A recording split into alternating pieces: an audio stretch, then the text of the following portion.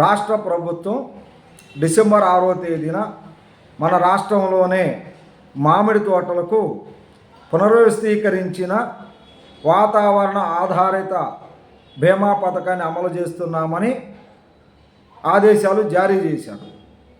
జాతీయ వ్యవసాయ ఇన్సూరెన్స్ కంపెనీతో ఒప్పందం కుదుర్చుకున్నామని మొత్తం పంట విలువలో 18% ప్రీమియం చెల్లించాలని నిర్ణయించారు. అందులో రైతుల వాటా 5%, మిగిలిన 13%లో కేంద్ర రాష్ట్ర ప్రభుత్వాలు చెరిశాఖం చెల్లిస్తాయని చెప్పేసి దాంట్లో పేర్కొన్నారు. అంతేకాకుండా డిసెంబర్ 15వ తేదీలోపే పంటల బీమా ప్రీమియం చెల్లించాలని రైతులకి చెప్పారు. డిసెంబర్ 6వ తేదీన ఆదేశాలు ఇచ్చారు. 15వ తేదీలోపు ప్రీమియం చెల్లించాలని చెప్పడం అంటే ఇది చాలా దారుణం. ఏ రైతుల్లో కూడా ప్రచారం లేదు, అవగాహన లేదు. ఒక పంటల బీమా పథకాన్ని అంటే మామిడి తోటలకు బీమా పథకాన్ని తీసుకొస్తున్నామని ఎక్కడా కూడా చర్చ కూడా జరగలేదు. రైతులు కూడా ప్రచారం చేసినటువంటి పరిస్థితి లేదు.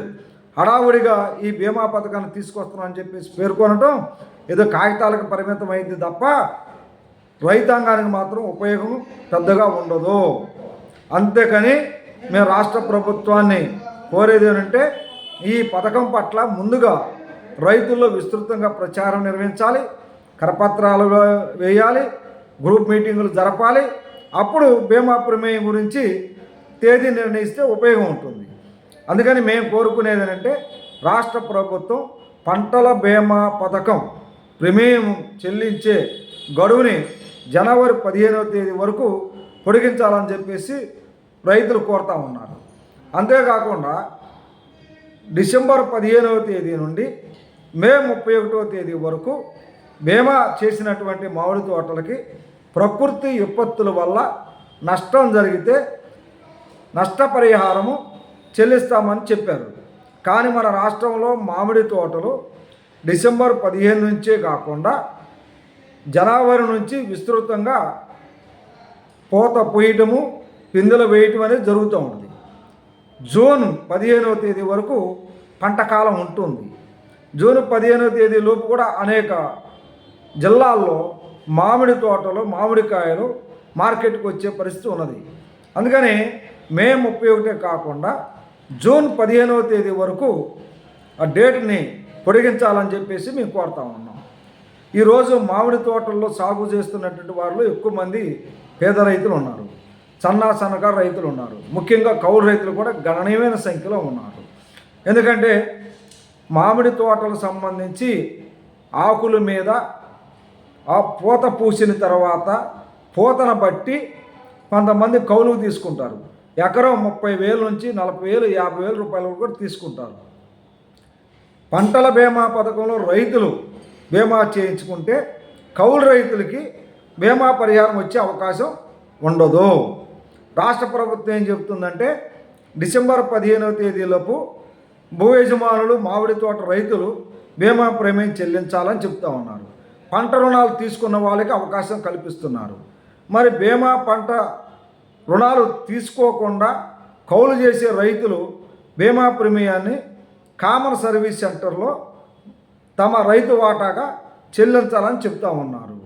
మరి అంతేకాకుండా వెబ్లాన్లో నమోదు కానటువంటి లక్షలాది ఎకరాల భూమిలో మామిడి తోటలు సాగు అవుతున్నాయి. వాళ్ళ గురించి దీంట్లో ప్రస్తావించలేదు.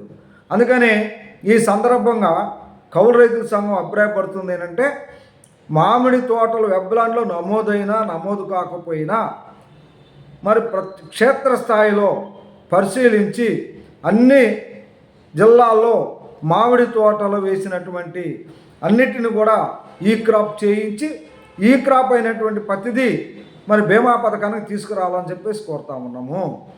అంతేకాకుండా నాన్లోని ఫార్మర్స్ ఎవరైతే ఉన్నారో వాళ్ళందరికి కూడా అవకాశం కల్పించి పంటలు నష్టపోయినప్పుడు, తోటలు దెబ్బతిన్నప్పుడు భూ యజమానికి కాకుండా ఆ మామిడి తోటలకు లీజుకు తీసుకొని పండించే వాళ్ళు ఎవరైతే ఉన్నారో వాళ్ళకి చెల్లించే విధంగా వాళ్ళ పేర్లు కూడా నమోదు చేయాల్సినటువంటి అవసరం ఉన్నది. ఈ ఆదేశాల్లో ఏం చెప్పారంటే 1 ఎకరం మామిడి తోటలో 45,000 రూపాయలు సాగు ఖర్చు అవుతుందని చెప్పేసి బ్యాంకులు ఏదైతే స్కేలప్ పైన నిర్ణయించాయో అందులో 5% అంటే 2,500 రూపాయలు చెల్లించాలి. అది రైతులకు చాలా భారంగా ఉంటుంది. మరి మామిడి తోటలు అంటే మన రాష్ట్రంలో 10 లక్షల ఎకరాల్లో పైగా సాగు అవుతాయి. 59 లక్షల మెట్రిక్ టన్నులు మామిడి పళ్ళు దిగుబడి వస్తున్నది. విదేశాలకు ఎగుమతి చేసినటువంటి పరిస్థితి కూడా ఉన్నది. 350 నుంచి 400 కోట్ల రూపాయలు విదేశీ మార్గద్రవ్యం కూడా ఈ మామిడి తోటలు ఆర్జించి పెడుతూ ఉన్నాయి. అత్యంత కీలకమైనటువంటి మామిడి పంటకి సాగు చేస్తున్నటువంటి రైతులకి మరి బీమా ప్రీమియం చెల్లించే విషయం రాష్ట్ర ప్రభుత్వం ఎందుకు చొరవ చేయట్లేదని చెప్పేసి మేము ప్రశ్నిస్తూ ఉన్నాం. ఈ రోజున మా ఉద్యానవన పంటల్లో అత్యంత కీలకమైన పంట రారాజు పంట మామిడి పంట.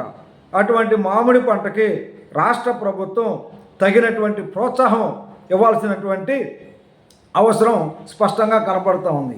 ఈ నేపథ్యంలో మేము ప్రభుత్వాన్ని కోరేది ఏంటంటే మొదటి అంశం రైతులు చెల్లించాల్సిన 5% బీమా ప్రీమియం ఏదైతే ఉందో రాష్ట్ర ప్రభుత్వమే చెల్లించాలని చెప్పేసి కోరుతా ఉన్నాం.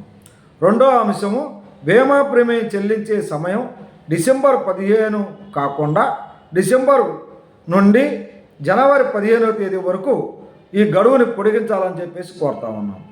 మూడో అంశం ప్రకృతి విపత్తులు వచ్చి పంట నష్టం జరిగినప్పుడు పరిహారం ఇవ్వడానికి నిర్ణయించినటువంటి మే 31 తేదీ ఏదైతే ఉందో దాన్ని జూన్ 15వ తేదీ వరకు పొడిగించాలా. జూన్ 15వ తేదీ లోపు ప్రకృతి విపత్తుల వల్ల వడగాలు వల్ల చీడపీడల వల్ల గాలుల వల్ల పంట నష్టపోతే పరిహారం ఇచ్చే విధంగా చర్యలు చేపట్టాల్సినటువంటి అవసరం ఉన్నది.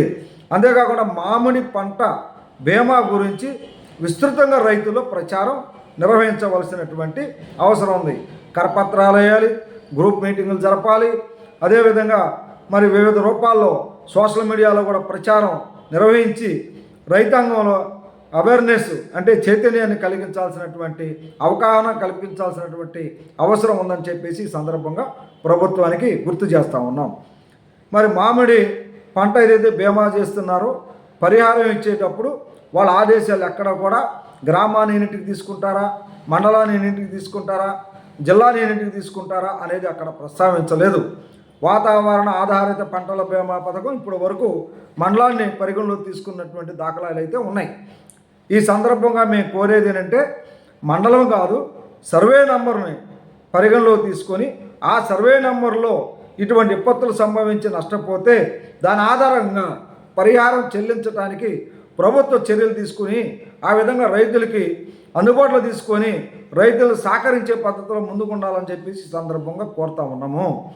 అంతేకాకుండా బీమా ప్రీమియం చెల్లించే విషయంలో రాష్ట్ర ప్రభుత్వం కేంద్ర ప్రభుత్వం ఉదారంగా రైతులు చెల్లించాల్సినటువంటి ప్రీమియం వాటాని ఈ ప్రభుత్వాలే భరించి మామిడి తోటలకి సాగు చేస్తున్నటువంటి రైతులకి కౌలు రైతులకి అండగా నిలబడాలని చెప్పేసి ఆంధ్రప్రదేశ్ కౌలు రైతుల సంఘం రాష్ట్ర ప్రభుత్వానికి విజ్ఞప్తి చేస్తోంది. నా పేరు పి జమలయ్య, ఆంధ్రప్రదేశ్ కౌలు రైతుల సంఘం రాష్ట్ర ప్రధాన కార్యదర్శి.